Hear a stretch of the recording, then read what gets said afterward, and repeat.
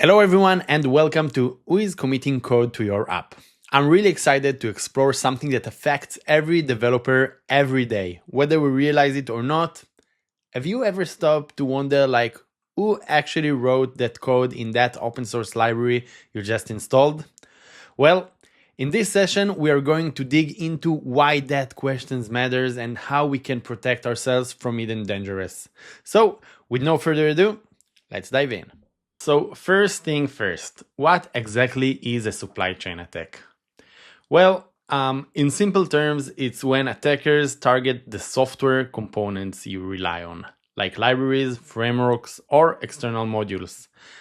So why they do that? Well, they prefer to do that rather than attacking your application or infrastructure, because if they can compromise one of those shared pieces, well, they can affect every project that uses it. Think of it like digital potluck. Everybody brings a dish, but you are trusting that no one has slipped in, let's say, a questionable ingredient.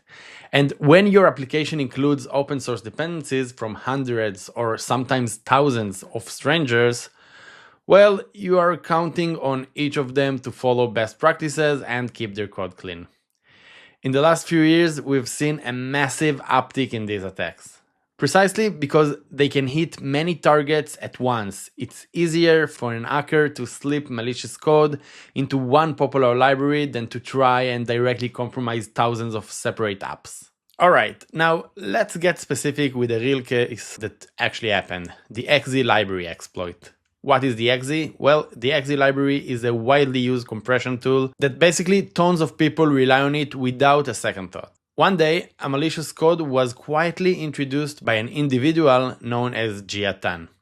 And this code contained hidden logic that exfiltrated or tampered with data once it was deployed in people's application. It actually created a backdoor that allowed the attacker to take control over your machine. So you might be wondering, how did Jia Tan manage to get to that code, right? Well, it turns out that the library's original maintainer, which named Lasse, was methodically human engineered. And in other words, certain friendly-looking contributors gradually earn his trust by submitting small bug fixes and engaging in community discussions. Now, over the time, they convinced him to grant maintainer rights to this Jia Tan. So now you have a brand new maintainer with direct commit, access to highly popular library. And guess what? This is exactly where malicious payload is reduced. Even more interesting is how it was discovered completely by accident. A developer named Andres Fround, maybe I'm mistaken with the pronunciation, who isn't even a dedicated security specialist, is a database developer at Microsoft, noticed some odd behavior and decided to dig deeper. Well, his curiosity led him to the malicious code, and by the time he raised the alarm, the compromised version was already in wide circulation. And what's the takeaway here? Well, attackers don't always storm in through the front door. They can slip in through indirect channels like volunteer contribution. And anyone can discover a vulnerability. Being curious and cautious often beats being an expert with your eye closed. And a single exploit in one library can undermine the security of thousands of applications. And it's a reminder that not everyone on the internet is who they seem. We love open source, but we also have to be watchful. Now, given this story, it's natural to ask, how on earth did we miss something so serious? First, there is a lot of blind trust in popular projects. If a library is widely adopted and has a large user base, many people assume it's automatically safe. And that assumption can be backfire if nobody is keeping a close eye on new contributors. Second, there was a lack of fundamental code reviews. Sure, people scan for style or functionality, but malicious snippets can hide in plain sight if nobody is, delightfully looking for them.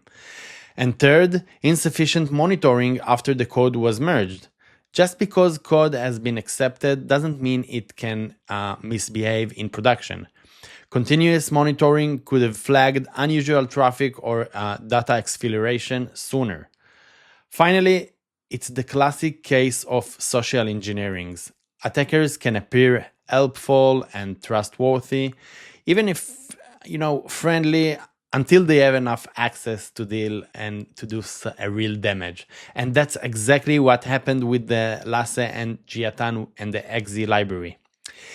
And by the way, this is not an isolated incident. Think about the infamous event stream exploit or the left pad fiasco. They are all cautionary tales about how quickly things can go south if we are not vigilant.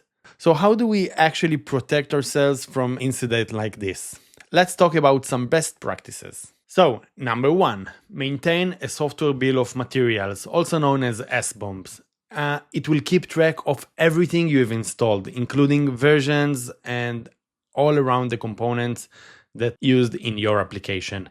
And tools like JFrog X-Ray, and there are plenty of others, can give you alerts the moment a known vulnerability appears in one of your dependencies. Of course, I recommend to check our solution for security.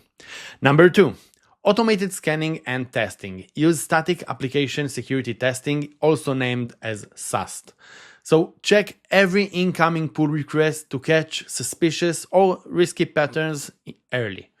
And also run a regular dependency check to see if any included package is flagged as malicious.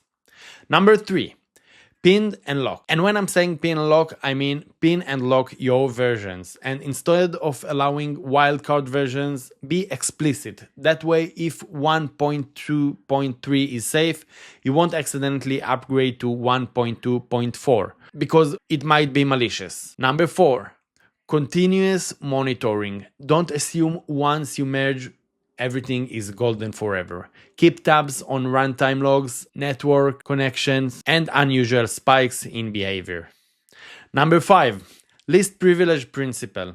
Only give libraries the permission they truly need. If a package only has to read data, restrict its ability to write or modify. That way, if it's compromised, the damage is limited. Number 6, cultivate a security mindset. It's about the company culture. Everyone on the team should feel comfortable questioning new contributors and dependencies. So celebrate that curiosity rather than seeing it as a paranoia. As I like to say, we are all a bit lazy by nature, especially if something just works. But a little paranoia can save a lot of headache down the line. Now, let's narrow it down to what you can start doing the moment this webinar ends. So first of all, use trusted repositories. Stick to an official package manager or well-known community platforms that actively scans for malware. It's not a guarantee, but it's a solid layer of defense. The second point is enable MFA and also strong auth for maintainers. So make sure that anyone with commit rights to critical project use multi-factor authentication, and that way an attacker can't just, steal a password and waltz in.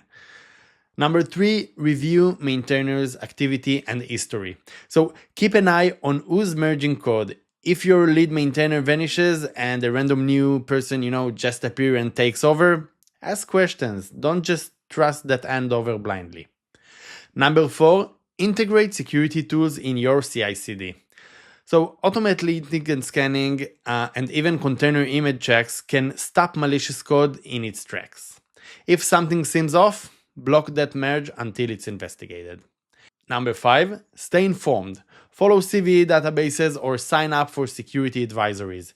Keep learning from real-world exploits so you know what to watch out for. Here's a quick test you can do with your team. Ask them to name every single external dependency in your application. If they can't, it's time to create that SBOM and tighten the process. So, as you can see, the software supply chain is exposed to a variety of threats at every stage. From malicious packages in the curation phase to vulnerabilities like 0-day during creation, secret theft during promotion, and even direct attacks on production. Now, Every step introduced potential risks, that these risks can compromise the security and integrity of your software. So at JFrog, we understand these challenges, and that's why we've built a comprehensive platform that's designed to tackle all of these threats across the entire life cycle of your software. From curating your dependencies to distributing and running software in production. Now, I'd like to dive deeper into all of the capabilities our platform offers, but since we are short on time, today we'll focus on demonstrating two key features that address these risks right from the start: JFrog Catalog and JFrog Curation. And let's start with Catalog. Think of it as the Wikipedia of open source, but specifically tailored for developers. It provides valuable insights about packages such as their popularity, trends, usage across ecosystem, known vulnerabilities, even if these vulnerabilities are exploited, and license type, and even metadata like community engagement and more. Now, this information empowers your team to make more informed decisions when choosing dependencies. Now next, let's talk about JFrog Curation, and this feature is essentially your organization's firewall for managing dependencies. With Curation, you can create and enforce policies that align with your organization's security and also with your organization compliance needs. For example, you can block packages with vulnerabilities above a certain severity level, restrict dependencies based on license types, such as disallowing GPL license in your projects. You can also mark a package as immature and block it if it's less than, let's say, 10 days old. You choose. Or you can apply specific labels, like marking a package as a trusted or unverified, and use those labels to allow or restrict usage in your pipelines. Now, by combining these tools, Catalog for knowledge and Curation for enforcement, you not only prevent bad actors or poor choices from entering your supply chain, but you also create a proactive layer of governance and control that aligns with your organization's goal. So we talked enough. Now let's see how these features work in practice. I'll show you how the catalog gives you rich data about open source libraries and how curations enable you to set policies and to ensure only the best dependencies make it into your projects. So with no further ado, let's jump right into our demo. Okay, so here we are on the JFrog platform, and we said that we will focus on the catalog and the curation. So this is the main page, the packages page of JFrog, so I can see all packages my company is using or my project is using. It depends on which view I'm standing. Let's move directly to the package catalog. This is the curation, this is the package catalog, and let's see what we can get there. Okay, so once I'm in, this is the main page of the catalog. It looks like a search engine or something like that, and I can start searching my packages. So here are some recent packages that I searched, but of course you can search for any package, for example, Express, and then it will go and it found several packages that has the name Express, one related to NuGet, one to NPM, and I think you got the idea around this. And again, you can search PyPI packages and more. But let's dive into the log4j package, and we see that we get some information. So currently, the version is 2.24.3, and it was published on December 10th. And I can, of course, move and search other versions. But let's see what we have here. So we have this, if it has any vulnerabilities, I can check whether I know about some dependencies that it has, or get the OpenSSF rank. So I know that this one is a very, it's a maintainable package, and I can go in and get the license of this package. But as we can see here, yeah, this package is approved for downloading, and this is the latest one.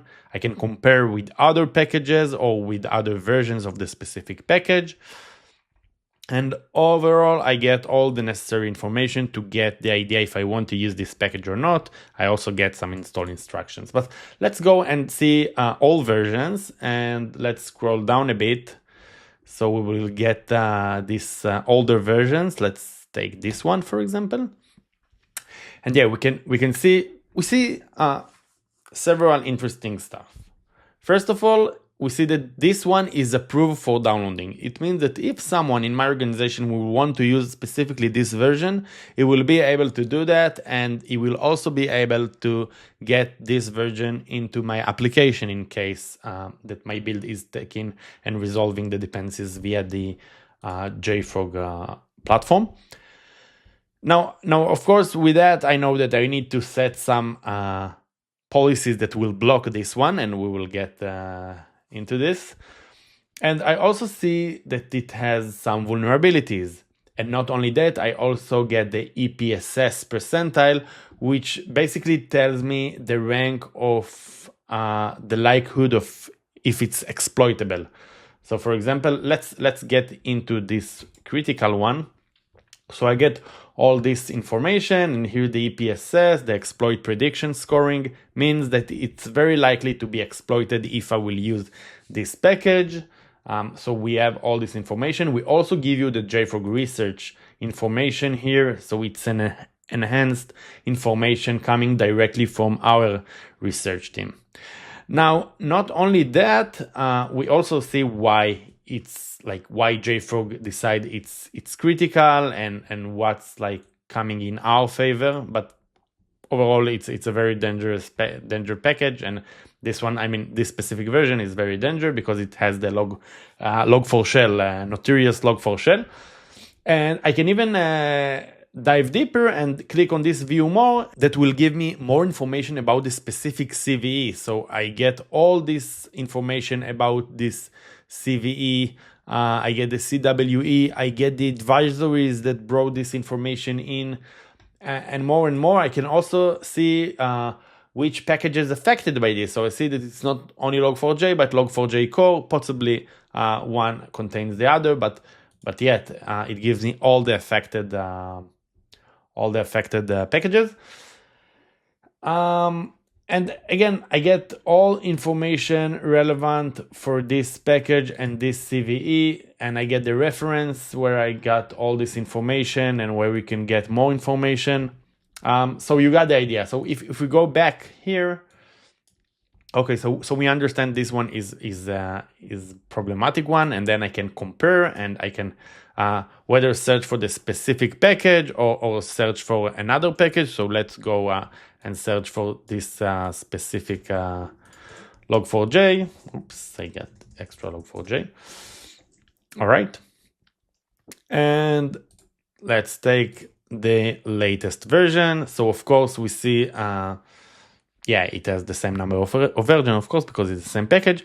And I can see that this one is without any vulnerabilities. So of course I will use this one. And basically it's comparison between packages. So you get the idea. So we saw that currently I'm able of downloading this log4j. But if we'll go to the curation page, it's right here. So we will see, this is the overview of my curation policies. And I can show by all organization, like seeing all the repositories or choose some specific repositories. So we see that my coverage is 80% of my repositories, my curated repositories are covered by malicious packages. It means it will stop malicious package downloading. And also 40% of my repositories are curated for security, and so on and so on. And if we go to this audit page, we can see some information. So we can see that I have some blocked policy. Clicking on it will give me all the information. It says that a person named Jonathan Shocking. Yeah, it's me. Request a package named Axios in version 1.51, and it got blocked. We can see it live. So as you can see here, the time that it was requested. But if I'll go and try to again install this package, it will result with 403. We can also see that it might be related to security policy. Yes, of course. And now let me try to refresh. And we'll see now that we have the second attempt that I try to fetch this package. Of course, I can open this package, but if we'll go to the catalog, for example, and I'll go specifically to Axios and to version 1.5.1.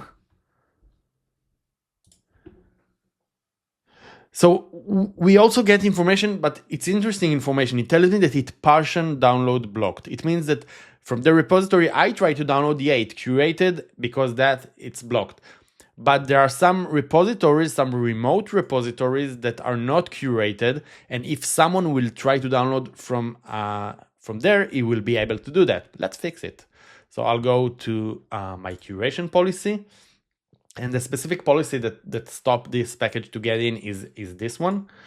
So let's see if I can select the other repositories. And it go all enable repositories. Yeah, so it means that it affecting all repositories, but the reason I cannot enforce the other repositories is because I need to go under the curation settings to curated repositories. And here I need to enable this one. That's all. Once done, I will now go back to the catalog and let's try again. See what's going on with this specific version. So it was 1.5.1.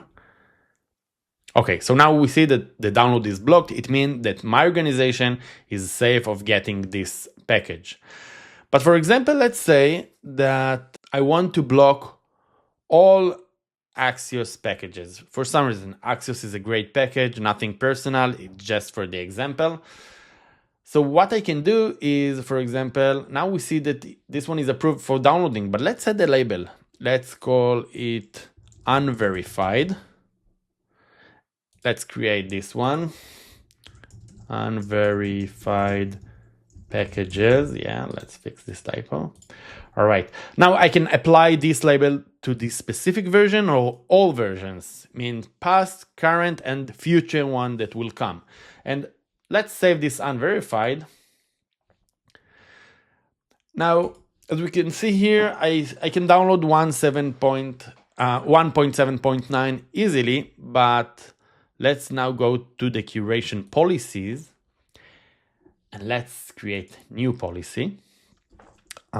Let's call it block unverified.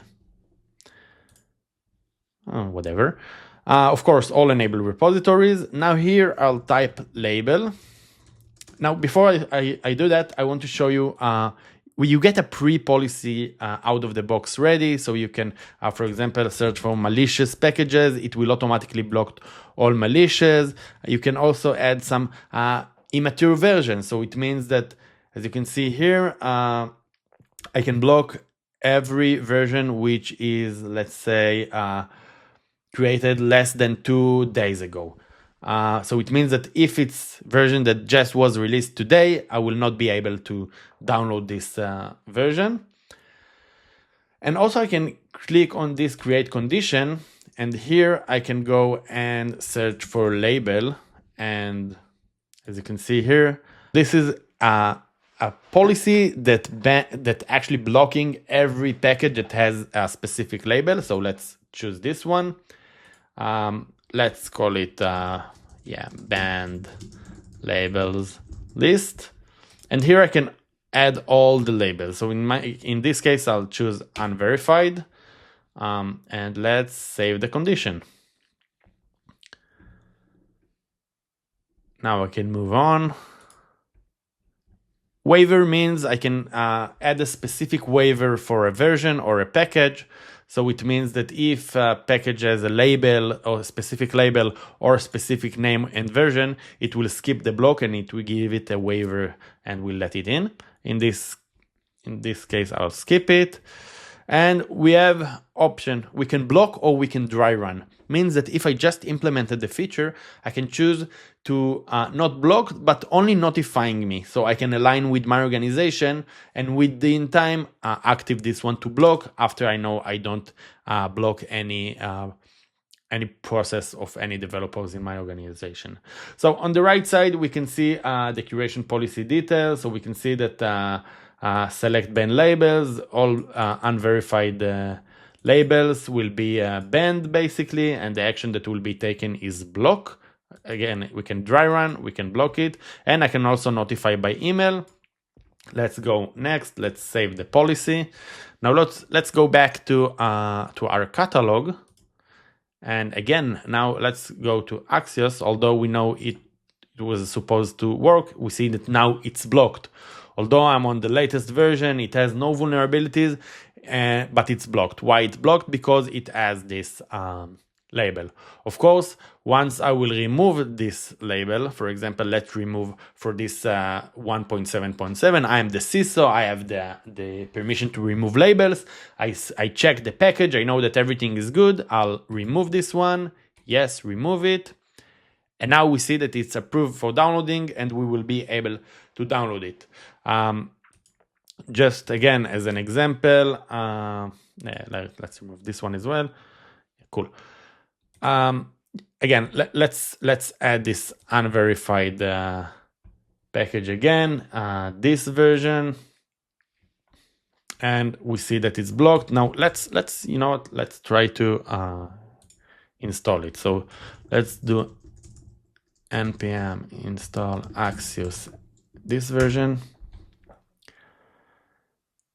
And we see that we can download it, of course, because it's blocked. Now let's remove this unverified. Easy, simple as that.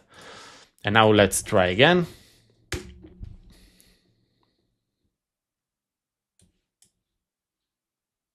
Yeah, and we see that this package added and we can immediately start working with it. Okay, so that was the demo about catalog and curation. I hope you enjoyed this one. And I think now it's time to wrap everything. So we have covered a lot, from chilling tale of the exe library exploit to a hands-on demo of JFrog's tool to keep your dependencies secure. And if you ask what are my key takeaways, so always know which libraries you are using and who maintains them. You need to be proactive, implement scans, continuous monitoring, and strict policies. Make security part of your culture. And if something feels off, investigate it, just like Anders Frond from Microsoft did. And tools like JFrog Catalog and Curation can automate much of the heavy lifting.